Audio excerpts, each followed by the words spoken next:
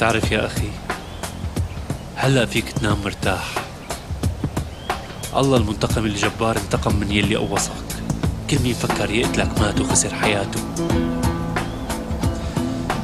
بس ما في شي بيعوض فراغك،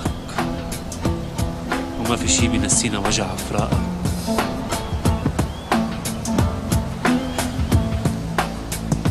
تعرف يا ميماتي، في شغلات كتيرة عم تتغير.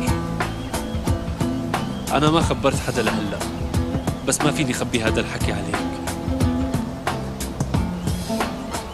هلأ فيني أسس لحياة جديدة،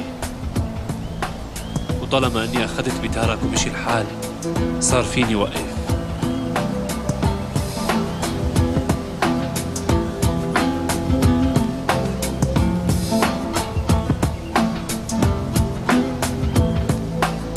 كنت دايما تقلي خطوف الست المدعية، ما رح أخطفها يا ميماتي. أنا صار بدي أكتر، بدي إياها تكون سعيدة. رح أعرض الزواج على ليلى.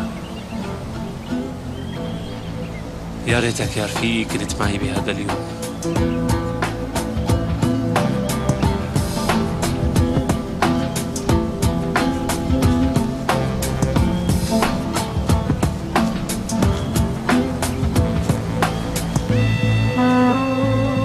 معلم انت منيح؟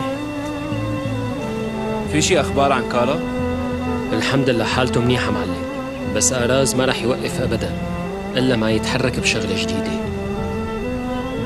لا عبد الحي، لا تكبر القصة.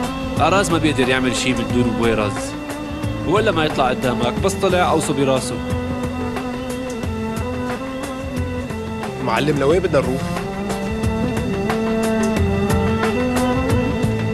على المكتب.